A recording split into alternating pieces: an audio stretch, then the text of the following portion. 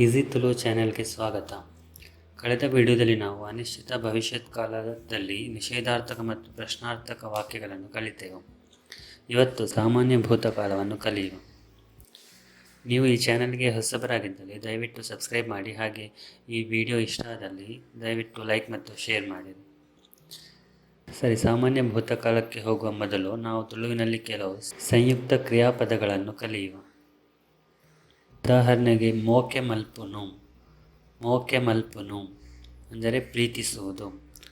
ಈ ಕ್ರಿಯಾಪದದಲ್ಲಿ ಎರಡು ಪದಗಳಿವೆ. ಇದನ್ನೇ ನಾವು ಸಂಯುಕ್ತ ಕ್ರಿಯಾಪದ ಎಂದು ಕರೆಯುತ್ತೇವೆ. ಎರಡನೆಯ ಪದವು ಯಾವಾಗಲೂ ಕ್ರಿಯಾಪದವಾಗಿರುತ್ತದೆ ಮತ್ತು ಮೊದಲನೆಯ ಪದವು ನಾಮಪದ ಅಥವಾ ವಿಶೇಷಣ ಅಥವಾ ಭೂತಕಾಲದ ಕ್ರಿಯಾನ್ವಯನ ಆಗಿರಬಹುದು.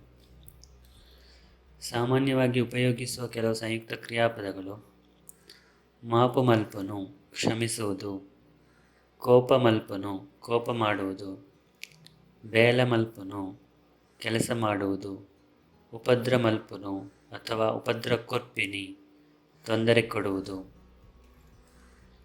ಕಿವಿ ಕೊರ್ಪಿನಿ ಕಿವಿ ಕೊಡುವುದು, ನಾಡು ಪತ್ತುನು ಕಂಡುಹಿಡಿಯುವುದು, ಬೆರಿಪತ್ತುನು ಬೆನ್ನಟ್ಟುವುದು, ಕನಕಟ್ಟುನು ಕನಸು ಕಾಣುವುದು, ಮದಿಮೆ ಆಪಿನಿ ಮದುವೆಯಾಗುವುದು, ದಕ್ಕದು ಪಾಡುನು ಕಳೆದು ಹಾಕುವುದು, ದಕ್ಕದು ಪೋಪಿನಿ ಕಳೆದು ಹೋಗುವುದು, ಕೊಂದರ್ಪಿನಿ ಕೊಂಡು ಬರುವುದು, ಕೊಂದೋಪಿನಿ ಕೊಂಡು ಹೋಗುವುದು. ತುಳುವಿನಲ್ಲಿ ಕೊಂದು ಎಂಬುದು ಕೊಣು ಎಂಬ ಕ್ರಿಯಾಪದದ ಭೂತಕಾಲದ ಕ್ರಿಯಾನ್ವಯನ. ಕೊಣು ಅಂದರೆ ಕನ್ನಡದಲ್ಲಿ ಕೊಳ್ಳು. ಕೊಂದು ಅಂದರೆ ಕೊಂಡು. ಸಾಮಾನ್ಯವಾಗಿ ಮಾತನಾಡುವ ತುಳುವಿನಲ್ಲಿ ಕೊಂದರ್ಪಿನಿ ಮತ್ತು ಕೊಂದೋಪಿನಿ ಎಂಬ ಕ್ರಿಯಾಪದಗಳು ಕನಪಿನಿ ಮತ್ತು ಕೊನೋಪಿನಿ ಎಂದು ಬದಲಾಗಿದೆ. ಕೊಂದರ್ಪಿನಿ ಅಥವಾ ಕನಪಿನಿ ಅಂದರೆ ಕೊಂಡು ಬರುವುದು. ಕೊಂದೋಪಿನಿ ಅಥವಾ ಕೊನೋಪಿನಿ ಅಂದರೆ ಕೊಂಡು ಹೋಗುವುದು. ಕೊಂದರ್ಪಿನಿ ಅಥವಾ ಕನಪಿನಿ ಕ್ರಿಯಾಪದಕ್ಕೆ ಬರು ಎಂಬ ಕ್ರಿಯಾಪದದಂತೆ ಕ್ರಿಯಾರಚನೆ ಮಾಡಲಾಗುತ್ತದೆ. ಹಾಗೆ ಕೊಂದೋಪಿನಿ ಅಥವಾ ಕೊನೋಪಿನಿ ಪದಕ್ಕೆ ಪೋ ಎಂಬ ಕ್ರಿಯಾಪದದಂತೆ ಕ್ರಿಯಾರಚನೆ ಮಾಡಲಾಗುತ್ತದೆ. ಬರ್ಪೆ ಅಂದರೆ ಬರುತ್ತೇನೆ. ಕೊಂದರ್ಪೆ ಅಥವಾ ಕನಪೆ ಅಂದರೆ ಕೊಂಡು ಬರುತ್ತೇನೆ. ಪೋಪೆ ಅಂದರೆ ಹೋಗುತ್ತೇನೆ. ಕೊಂದೋಪೆ ಅಥವಾ ಕೊನೋಪೆ ಅಂದರೆ ಕೊಂಡು ಹೋಗುತ್ತೇನೆ. ಬರುವೆ ಅಂದರೆ ಬಂದೇನು ಅಥವಾ ನಾನು ಬರಬಹುದು. ಕೊಂದರುವೆ ಅಥವಾ ಕನವೆ ಅಂದರೆ ಕೊಂಡು ಬಂದೇನು ಅಥವಾ ನಾನು ಕೊಂಡು ಬರಬಹುದು. ಪೋವೆ ಅಂದರೆ ಹೋದೇನು ಅಥವಾ ನಾನು ಹೋಗಬಹುದು. ಕೊಂದೋವೆ ಅಥವಾ ಕೊನೊವೆ ಅಂದರೆ ಕೊಂಡು ಹೋದೇನು ಅಥವಾ ನಾನು ಕೊಂಡು ಹೋಗಬಹುದು. ಬರ್ಪುಜೆ ಅಂದರೆ ನಾನು ಬರುವುದಿಲ್ಲ. ಕೊಂದರ್ಪುಜೆ ಅಥವಾ ಕನಪುಜೆ ಅಂದರೆ ನಾನು ಕೊಂಡು ಬರುವುದಿಲ್ಲ. ಪೋಪುಜೆ ಅಂದರೆ ನಾನು ಹೋಗುವುದಿಲ್ಲ. ಕೊಂದೋಪುಜೆ ಅಥವಾ ಕೊನೋಪುಜೆ ಅಂದರೆ ನಾನು ಕೊಂಡು ಹೋಗುವುದಿಲ್ಲ. ಬರಯೆ ಅಂದರೆ ಬರೇನು. ಕೊಂದರಯೆ ಅಥವಾ ಕನಯೆ ಅಂದರೆ ಕೊಂಡು ಬರೆನು. ಪೋವಯೆ ಅಂದರೆ ಹೋಗೆನು. ಕೊಂದೋವಯೆ ಅಥವಾ ಕೊನವಯೆ ಅಂದರೆ ಕೊಂಡು ಹೋಗೆನು. ಸರಿ, ಈಗ ನಾವು ತುಳುವಿನಲ್ಲಿ ಸಾಮಾನ್ಯ ಭೂತಕಾಲದ ಕ್ರಿಯಾರಚನೆಗಳನ್ನು ಕಲಿಯುವ. ಸಾಮಾನ್ಯ ವರ್ತಮಾನ ಕಾಲ ಮತ್ತು ಭವಿಷ್ಯತ್ ಕಾಲದಲ್ಲಿ ನಾವು ಕ್ರಿಯಾಪದಗಳನ್ನು ಎರಡು ಗುಂಪುಗಳಾಗಿ ವಿಂಗಡಿಸಿದ್ದೆವು, ಕ್ಲಾಸ್ ಎ ಮತ್ತು ಕ್ಲಾಸ್ ಬಿ. ಈ ಎರಡು ಗುಂಪುಗಳಿಗೆ ವಿಭಿನ್ನ ರೀತಿಯ ಕ್ರಿಯಾರಚನೆಗಳಿದ್ದವು. ಹಾಗೆ ಸಾಮಾನ್ಯ ಭೂತಕಾಲದಲ್ಲಿ ಮೂರು ರೀತಿಯ ಕ್ರಿಯಾರಚನೆಗಳಿವೆ. ಮೊದಲನೆಯದು ಪೂಕಾರಾಂತ ಕ್ರಿಯಾಧಾತುಗಳು. ಎರಡನೆಯದು ನುಕಾರಾಂತ ಕ್ರಿಯಾಧಾತುಗಳು. ಮೂರನೇದು ಉಳಿದೆಲ್ಲ ಕ್ರಿಯಾಧಾತುಗಳು. ಇವುಗಳನ್ನು ಒಂದೊಂದಾಗಿಯೇ ಕಲಿಯುವ. ಅದರ ಮೊದಲಿಗೆ ನಾವು ಸಾಮಾನ್ಯ ಭೂತಕಾಲದ ಆಖ್ಯಾತ ಪ್ರತ್ಯಯ ಅಥವಾ ಪರ್ಸನಲ್ ಎಂಡಿಂಗನ್ನು ನೋಡುವ. ನಾವು ಸಾಮಾನ್ಯ ವರ್ತಮಾನ ಮತ್ತು ಭವಿಷ್ಯತ್ ಕಾಲದಲ್ಲಿ ಯಾವ ಆಖ್ಯಾತ ಪ್ರತ್ಯಯಗಳನ್ನು ಕಲಿತಿದ್ದೇವೆ ಅದೇ ಆಖ್ಯಾತ ಪ್ರತ್ಯಯಗಳನ್ನು ಭೂತಕಾಲಕ್ಕೂ ಉಪಯೋಗಿಸಲಾಗುತ್ತದೆ. ಕೇವಲ ಪ್ರಥಮ ಪುರುಷ ನಪುಂಸಕ ಏಕವಚನ ಪದಗಳಿಗೆ ಉಪಯೋಗಿಸುವ ಆಖ್ಯಾತ ಪ್ರತ್ಯಯದಲ್ಲಿ ಬದಲಾವಣೆ ಇದೆ.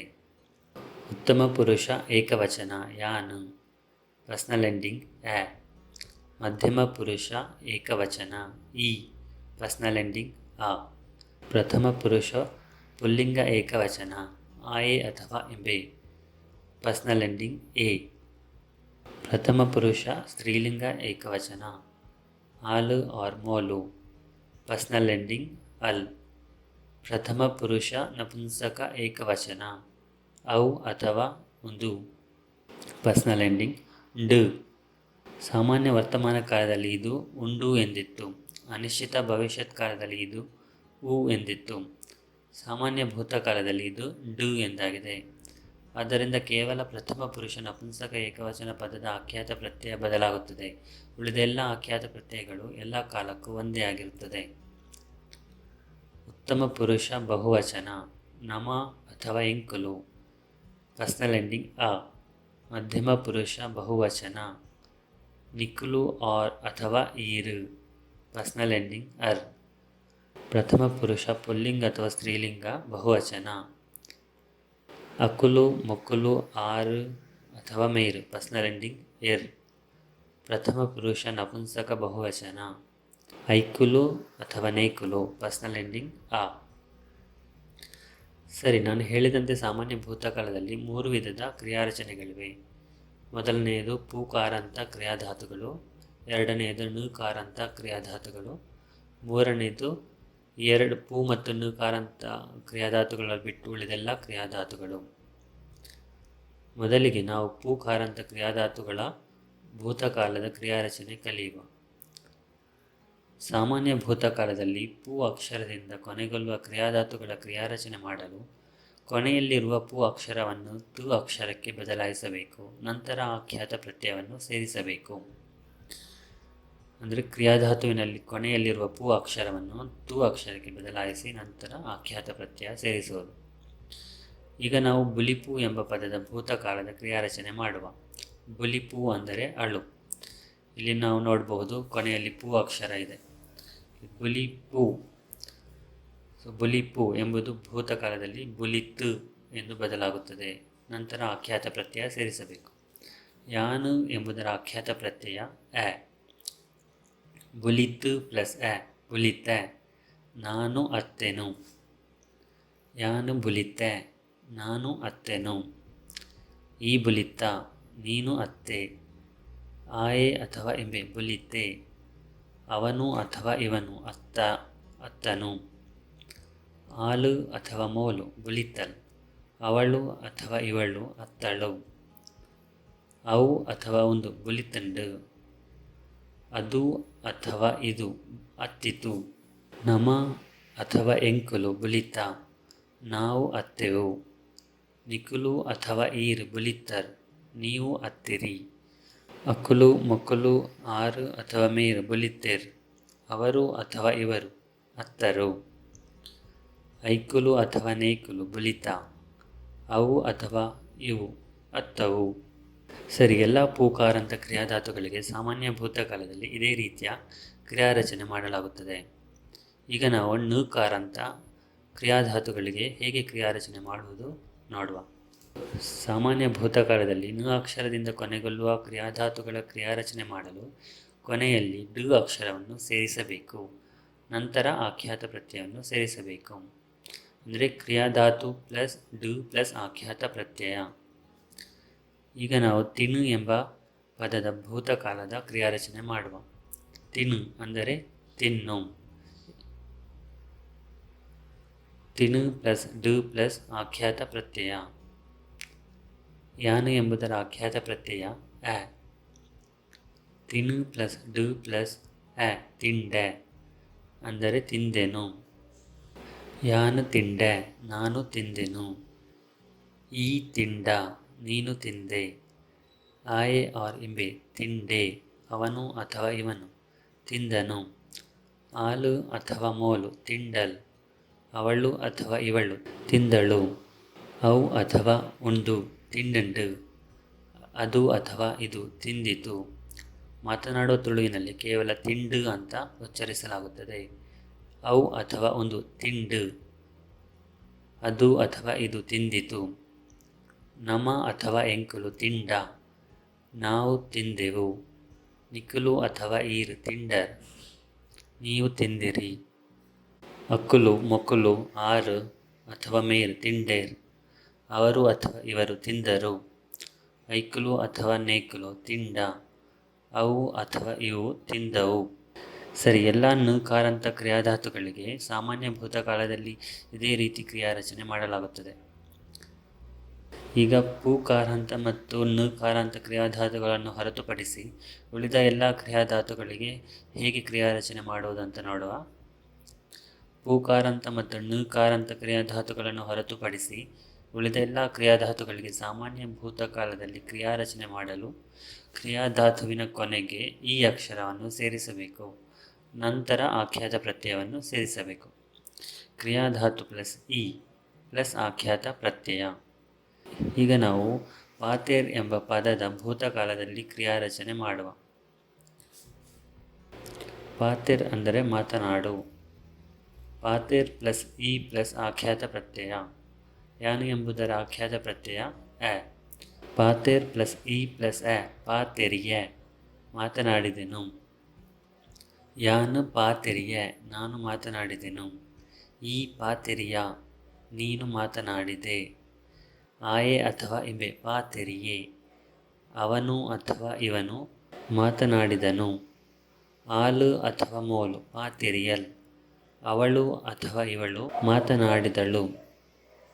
ಅವು ಅಥವಾ ಒಂದು ಪಾತೆರಿಂಡು, ಅದು ಅಥವಾ ಇದು ಮಾತನಾಡಿತು. ಮಾತನಾಡುವ ತುಳುವಿನಲ್ಲಿ ಕೇವಲ ಪಾತೆರಿಂಡು ಅಂತ ಉಚ್ಚರಿಸಲಾಗುತ್ತದೆ.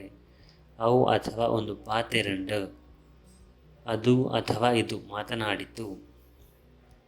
ನಮ ಅಥವಾ ಎಂಕುಲು ಪಾತೆರಿಯ, ನಾವು ಮಾತನಾಡಿದೆವು. ನಿಕುಲು ಅಥವಾ ಈರು ಪಾತೆರಿಯರ್, ನೀವು ಮಾತನಾಡಿದಿರಿ. ಅಕುಲು ಮೊಕುಲು ಆರು ಅಥವಾ ಮೇರು ಪಾತೆರಿಯರ್, ಅವರು ಅಥವಾ ಇವರು ಮಾತನಾಡಿದರು. ಐಕುಲು ಅಥವಾ ನೇಕುಲು ಪಾತೆರಿಯ, ಅವು ಅಥವಾ ಇವು ಮಾತನಾಡಿದವು. ಪೂಕಾರಾಂತ ಮತ್ತು ನುಕಾರಾಂತ ಕ್ರಿಯಾಧಾತುಗಳನ್ನು ಹೊರತುಪಡಿಸಿ ಉಳಿದ ಎಲ್ಲ ಕ್ರಿಯಾಧಾತುಗಳಿಗೆ ಸಾಮಾನ್ಯ ಭೂತಕಾಲದಲ್ಲಿ ಇದೇ ರೀತಿಯಲ್ಲಿ ಕ್ರಿಯಾರಚನೆ ಮಾಡಲಾಗುತ್ತದೆ. ಆದರೆ ಕೆಲವು ಇರ್ರೆಗ್ಯುಲರ್ ವರ್ಬ್ಸ್ ಅಥವಾ ವಿಕೃತ ಕ್ರಿಯಾಪದಗಳಿವೆ. ಬರು ಅಂದರೆ ಬರು, ಸೈ ಅಂದರೆ ಸಾಯು, ಬೇಯ್ ಅಂದರೆ ಬೇಯು. ಈ ಮೂರು ಕ್ರಿಯಾಪದಗಳು ವಿಕೃತ ಕ್ರಿಯಾಪದಗಳು ಅಥವಾ ಇರೆಗ್ಯುಲರ್ ವರ್ಬ್ಸ್. ಈ ಕ್ರಿಯಾಧಾತುಗಳಿಗೆ ಈ ಅಕ್ಷರದ ಬದಲಿಗೆ ತ ಅಕ್ಷರ ಸೇರಿಸಿ ಕ್ರಿಯಾರಚನೆ ಮಾಡಲಾಗುತ್ತದೆ. ಈ ಕ್ರಿಯಾಧಾತುಗಳು ಪೂಕಾರಾಂತ ಕ್ರಿಯಾಧಾತುಗಳಲ್ಲ, ಆದರೂ ಈ ಕ್ರಿಯಾಧಾತುಗಳಿಗೆ ಈ ಅಕ್ಷರದ ಬದಲಿಗೆ ತ ಅಕ್ಷರ ಸೇರಿಸಿ ಕ್ರಿಯಾರಚನೆ ಮಾಡಲಾಗುತ್ತದೆ. ಬರು ಪ್ಲಸ್ ತ ಪ್ಲಸ್ ಆಖ್ಯಾತ ಪ್ರತ್ಯಯ, ಸೈ ಪ್ಲಸ್ ತ ಪ್ಲಸ್ ಆಖ್ಯಾತ ಪ್ರತ್ಯಯ, ಬೇಯ್ ಪ್ಲಸ್ ತ ಪ್ಲಸ್ ಆಖ್ಯಾತ ಪ್ರತ್ಯಯ. ಯಾನು ಎಂಬುದರ ಆಖ್ಯಾತ ಪ್ರತ್ಯಯ ಎ. ಬರು ಪ್ಲಸ್ ತ ಪ್ಲಸ್ ಎ ಬರ್ತೆ, ಬಂದೆನು. ಸೈ ಪ್ಲಸ್ ತ ಪ್ಲಸ್ ಎ ಸೈತೆ, ಸತ್ತೆನು. ಬೇಯ್ ಪ್ಲಸ್ ತ ಪ್ಲಸ್ ಎ ಬೈತೆ, ಬೆಂದೆನು. ಅವು ಅಥವಾ ಒಂದು ಎಂಬುದರ ಆಖ್ಯಾತ ಪ್ರತ್ಯಯ ಂಡು. ಬೈ ಪ್ಲಸ್ ತ ಪ್ಲಸ್ ಂಡು ಬೈತಂಡು, ಬೆಂದಿತು. ಯಾನು ಬತ್ತೆ, ನಾನು ಬಂದೆನು. ಈ ಬತ್ತ, ನೀನು ಬಂದೆ. ಆಯೆ ಅಥವಾ ಇಬೆ ಬತ್ತೆ, ಅವನು ಅಥವಾ ಇವನು ಬಂದನು. ಆಲು ಅಥವಾ ಮೋಲು ಬತ್ತಲ್, ಅವಳು ಅಥವಾ ಇವಳು ಬಂದಳು. ಅವು ಅಥವಾ ಒಂದು ಬತ್ತಂಡು, ಅದು ಅಥವಾ ಇದು ಬಂದಿತು. ನಮ ಅಥವಾ ಎಂಕುಲು ಬತ್ತ, ನಾವು ಬಂದೆವು. ನಿಕುಲು ಅಥವಾ ಈರು ಬತ್ತರ್, ನೀವು ಬಂದಿರಿ. ಅಕುಲು ಮೊಕುಲು ಆರು ಅಥವಾ ಮೇರು ಬತ್ತೆರ್, ಅವರು ಅಥವಾ ಇವರು ಬಂದರು. ಐಕುಲು ಅಥವಾ ನೇಕುಲು ಬತ್ತ, ಅವು ಅಥವಾ ಇವು ಬಂದವು. ಯಾನು ಸೈತೆ, ನಾನು ಸತ್ತೆನು. ಈ ಸೈತ ನೀನು ಸತ್ತೆ. ಆಯೆ ಅಥವಾ ಎಂಬೆ ಸೈತೆ ಅವನು ಅಥವಾ ಇವನು ಸತ್ತನು. ಆಲು ಅಥವಾ ಮೋಲು ಸೈತಲ್ ಅವಳು ಅಥವಾ ಇವಳು ಸತ್ತಳು. ಅವು ಅಥವಾ ಒಂದು ಸೈತಂಡು ಅದು ಅಥವಾ ಇದು ಸತ್ತಿತು. ನಮ ಅಥವಾ ಎಂಕುಲು ಸೈತ ನಾವು ಸತ್ತೆವು. ನಿಕುಲು ಅಥವಾ ಈರು ಸೈತರ್ ನೀವು ಸತ್ತಿರಿ. ಅಕುಲು ಮೊಕ್ಕುಲು ಆರು ಅಥವಾ ಮೇರು ಸೈತೇರ್ ಅವರು ಅಥವಾ ಇವರು ಸತ್ತರು. ಐಕುಲು ಅಥವಾ ನೇಕುಲು ಸೈತ ಅವು ಅಥವಾ ಇವು ಸತ್ತವು. ಸರಿ, ಈಗ ನಾವು ಸಾಮಾನ್ಯ ಭೂತಕಾಲದಲ್ಲಿ ಇನ್ನಷ್ಟು ಕೆಲವು ಕ್ರಿಯಾಧಾತುಗಳಿಗೆ ಕ್ರಿಯಾರಚನೆ ಮಾಡುವ. ಮೊದಲನೇದು ಉಪ್ಪು ಅಥವಾ ಇಪ್ಪು ಅಂದರೆ ಇರು. ಇದು ಒಂದು ಪೂಕಾರಾಂತ ಕ್ರಿಯಾಧಾತು. ಹಾಗಾಗಿ ಕ್ರಿಯಾಧಾತುವಿನ ಕೊನೆಯಲ್ಲಿರುವ ಪೂ ಅಕ್ಷರವನ್ನು ತು ಅಕ್ಷರಕ್ಕೆ ಬದಲಾಯಿಸಬೇಕು. ನಂತರ ಆಖ್ಯಾತ ಪ್ರತ್ಯಯ ಸೇರಿಸಬೇಕು. ಇಪ್ಪು ಎಂಬುದು ಭೂತಕಾಲದಲ್ಲಿ ಇತ್ತು ಅಂತ ಬದಲಾಗುತ್ತದೆ. ಯಾನು ಎಂಬುದರ ಆಖ್ಯಾತ ಪ್ರತ್ಯಯ ಎ. ಇತ್ತು ಪ್ಲಸ್ ಎ ಇತ್ತೆ ಇದ್ದೆನು. ಯಾನು ಇತ್ತೆ ನಾನು ಇದ್ದೆನು. ಈ ಇತ್ತ ನೀನು ಇದ್ದೀಯ. ಆಯೆ ಅಥವಾ ಇಬ್ಬೆ ಇತ್ತೆ ಅವನು ಇದ್ದನು. ಆಲು ಅಥವಾ ಮೋಲು ಇತ್ತಲ್ ಅವಳು ಅಥವಾ ಇವಳು ಇದ್ದಳು. ಅವು ಅಥವಾ ಒಂದು ಇತ್ತಂಡು ಅದು ಅಥವಾ ಇದು ಇತ್ತು. ನಮ ಅಥವಾ ಎಂಕುಲು ಇತ್ತ ನಾವು ಇದ್ದೆವು. ನಿಕುಲು ಅಥವಾ ಈರು ಇತ್ತರ್ ನೀವು ಇದ್ದಿರಿ. ಅಕುಲು ಮೊಕ್ಕುಲು ಆರು ಅಥವಾ ಮೇರು ಇತ್ತೆರ್ ಅವರು ಅಥವಾ ಇವರು ಇದ್ದರು. ಐಕುಲು ಅಥವಾ ನೇಕುಲು ಇತ್ತ ಅವು ಅಥವಾ ಇವು ಇದ್ದವು. ಮುಂದಿನ ಪದ ಕೇಣು. ಕೇಣು ಅಂದರೆ ಕೇಳು. ಇದೊಂದು ನುಕಾರಾಂತ ಕ್ರಿಯಾಧಾತು. ಹಾಗಾಗಿ ಕ್ರಿಯಾಧಾತು ಪ್ಲಸ್ ಡು ಪ್ಲಸ್ ಆಖ್ಯಾತ ಪ್ರತ್ಯಯ. ಕೇನು ಪ್ಲಸ್ ಡು ಪ್ಲಸ್ ಆಖ್ಯಾತ ಪ್ರತ್ಯಯ. ಯಾನ್ ಎಂಬುದರ ಆಖ್ಯಾತ ಪ್ರತ್ಯಯ ಎ. ಕೇನು ಪ್ಲಸ್ ಡು ಪ್ಲಸ್ ಎ ಕೇಂಡೆ ಕೇಳಿದೆನು. ಯಾನು ಕೇಂಡೆ ನಾನು ಕೇಳಿದೆನು. ಈ ಕೇಂಡ ನೀನು ಕೇಳಿದೆ. ಆಯೆ ಅಥವಾ ಇಬೆ ಕೇಂಡೆ ಅವನು ಅಥವಾ ಇವನು ಕೇಳಿದನು. ಆಲು ಅಥವಾ ಮೋಲು ಕೇಂಡಲ್ ಅವಳು ಅಥವಾ ಇವಳು ಕೇಳಿದಳು.